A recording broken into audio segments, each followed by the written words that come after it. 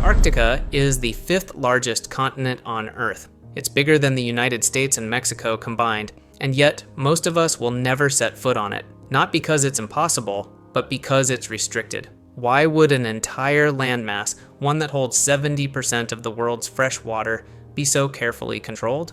On the surface, the answer seems obvious. Antarctica is cold, it's remote, it's dangerous. The kind of place where a single mistake can be fatal, and where rescue, if it comes at all, might take weeks. But there's more to it than that. Antarctica isn't just protected by weather, it's protected by international law, by treaties, by permits that cost tens of thousands of dollars, by military presence, by satellites that sometimes blur the very images we're allowed to see. And when you start looking closer, you realize that for a continent we're told is just ice and penguins, there are a lot of things that don't quite add up. Let's start with something simple: maps. In 1513, a Turkish admiral named Piri Reis created a world map. It's famous among historians not because it's particularly accurate, but because of what it appears to show. At the bottom of the map, there's a coastline. It matches the northern edge of Antarctica in remarkable detail. The problem? Antarctica wasn't officially discovered until 1820, and the coastline Piri Reis drew shouldn't have been visible at all. It's been buried under ice for thousands of years. He claimed he based his map on older sources, much older sources, some dating back to the time of Alexander the Great, but that only raises more questions. Who mapped Antarctica before the ice, and how? Piri Reis isn't the only example. In 1531, a French cartographer named Orontius Phineas created another map. It also shows Antarctica, not as a vague blob, but as a continent with rivers, mountains, and coastlines that align disturbingly well with what we know today beneath the ice. These maps existed centuries before Antarctica was ever seen by modern explorers, and no one has a satisfying explanation for how. Here's what we actually know. Antarctica is not just ice on rock. Beneath the surface, there are lakes, massive ones. The largest is Lake Vostok. It's roughly the size of Lake Ontario, sealed under nearly 2.5 miles of ice. It's been isolated from the rest of the world for anywhere between 15 and 25 million years. When scientists finally drilled into it, they found life. Microbial life, bacteria that survive in complete darkness, no sunlight, no oxygen, feeding on minerals and chemical reactions alone. It rewrote what we thought was possible. If life can exist in conditions like that, it changes the conversation about where else life might exist. On moons like Europa, on planets we've written off as dead. But Lake Vostok isn't the only strange ecosystem down there. In Antarctica's McMurdo Dry valleys, there's a feature called Blood Falls. It's exactly what it sounds like: red water pouring out of a glacier. For years, scientists thought it was algae. It's not. It's iron, oxidized by bacteria that live in a subglacial lake, completely cut off from the surface, feeding on sulfur and iron in pitch black freezing conditions. These aren't just scientific curiosities, that they're ecosystems that shouldn't exist. And yet they do. And this is where things begin to get interesting. In recent years, scientists have detected unusual geothermal activity beneath the ice, heat signatures that suggest something is warming the ice from below. In some areas, the ice is melting, not from the surface, from underneath. There are vast cavities forming, spaces large enough to fit entire buildings, and no one is entirely sure what's causing the heat. Volcanic activity is the most common explanation, and it's probably correct. But the scale of it and the locations don't always align with known volcanic zones. It's as if parts of Antarctica are waking up. Now, let's talk about the expeditions that aren't talked about much anymore. In 1938, Nazi Germany sent a large-scale expedition to Antarctica. They mapped over 230,000 square miles of the continent. They dropped flags. They claimed territory. They called it Neuschwabenland, New Swabia. Officially, it was about whaling rights and strategic positioning, but the expedition was thorough, methodical, and it happened at a time when the Nazis were obsessed with ancient civilizations, esoteric technology, and hidden knowledge.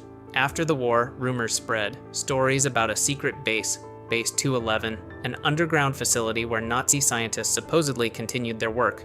There's no hard evidence for it, but the rumors never went away. Then, in 1946, the United States launched Operation Highjump.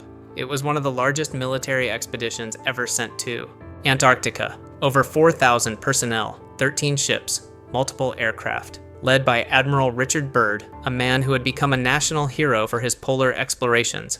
The official mission? establish a research presence, test equipment in cold conditions, train personnel. It was supposed to last 6 months. It ended after 8 weeks. No clear explanation was ever given. Byrd returned and allegedly gave classified debriefings. In later interviews, he made strange comments. He spoke about vast resources in Antarctica, about land beyond the pole, about threats that could come from the polar regions. The details are murky. Declassified documents are heavily redacted, and the lack of transparency only fueled speculation. Was it a failed mission, an encounter with something unexpected, or just bad weather and poor planning? We don't know, but for an operation that scaled to end so abruptly, something went wrong. Around the same time, explorers discovered something called the Bunger Oasis. It's a region in East Antarctica, ice-free, relatively warm, with lakes that don't freeze, even in winter. It shouldn't exist, and yet there it is. A patch of land in one of the coldest places on Earth where the conditions are almost temperate. Some suggest geothermal activity, others point to microclimates, but it's another example of Antarctica refusing to fit the simple narrative we're given. For a long time, Antarctica was treated as a frozen mystery, hostile, unreachable, of little strategic value. But in recent years, that's changed. Satellite imaging has become more sophisticated, and with it, people have started noticing things. Structures that look geometric, pyramid-like formations that appear too symmetrical to be natural, vast stretches of imagery that are blurred, pixelated or missing entirely. There are images that show what appear to be entrances, openings in the ice, some large enough to fly aircraft through. Are they caves, crevasses, or something else? There are also reports, many of them from researchers stationed in Antarctica, of strange lights in the sky, objects moving in ways that don't match known aircraft, radio signals with no clear source. Most of these reports are dismissed. Atmospheric phenomena, equipment malfunction, misidentification. But the volume of them is hard to ignore. This is where the theories multiply. Some believe Antarctica is home to alien bases, that non-human intelligence has been present there for thousands of years, hidden beneath the ice, operating in a place where human presence is minimal. Others point to reverse-engineered technology. They suggest that what was found during early expeditions, whether by the Nazis, the Americans, or others, was not natural, that it's been studied, replicated, and kept secret ever since. Then there's the hollow Earth theory, the idea that the Earth is not solid, that there are vast spaces inside, and that the poles, both Arctic and Antarctic, contain entrances to these inner regions. It's an old idea, dismissed by modern science, but it persists. And in Antarctica, where so much remains unexplored, it finds fertile ground. What's interesting is not whether these theories are true, it's that Antarctica, more than almost anywhere else on Earth, makes them feel plausible. Here's the part that's not speculation. Antarctica is governed by the Antarctic Treaty, signed in 1959 by 12 nations. Today, over 50 countries are parties to it. The treaty does a few very specific things. It freezes all territorial claims. No country can officially own any part of Antarctica. It bans military activity, it promotes scientific cooperation, and it prohibits mining or resource extraction until 2048. That last part is important, because Antarctica is not an empty wasteland. It holds vast reserves of oil, coal, natural gas, and rare earth minerals, resources that, in a few decades, could be worth trillions. It also holds 70% of the world's fresh water. In a future where water scarcity becomes critical, that alone makes Antarctica one of the most valuable places on the planet. And yet, for now, no one is allowed to touch it. Why? The official answer is environmental protection, preservation, preventing conflict, and those are valid reasons. But they also ensure that no one can access those resources without international approval. That no private individual, no rogue nation, no independent team can simply go there and start exploring. Getting to Antarctica isn't illegal, but it's expensive and complicated. If you want to visit as a tourist, you'll pay anywhere from $5,000 to over $50,000. You'll go on a sanctioned cruise. You'll stay in designated zones. You'll be monitored. If you want to go independently, you'll need permits from multiple countries. You'll need to prove you have adequate insurance, support, and contingency plans. And even then, access to most of the continent is restricted. Research stations are heavily monitored. Civilian flights are rare. Vast regions remain off limits. For a place we're told is just ice, the level of control is striking. There are practical reasons for this.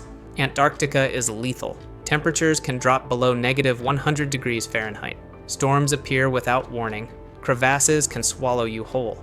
If something goes wrong, rescue may not be possible, and the cost of mounting a search and rescue operation can run into millions. The ecosystem is also fragile. Human presence, even minimal, can disrupt wildlife, introduce contaminants, and accelerate environmental degradation. These are real concerns, and they justify a level of caution, but they don't fully explain the military presence, the satellite surveillance, the treaties that lock down an entire continent for another 2 decades.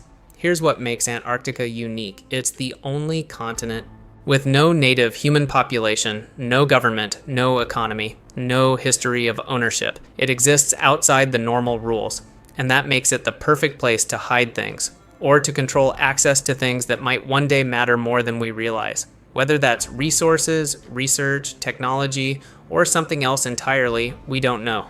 But the secrecy is real. The restrictions are real. And the value of what's there, both known and unknown, is undeniable. Some questions matter less because they're unanswered and more because we keep returning to them. Why is an entire continent so carefully controlled? What's beneath the ice that we're not being shown?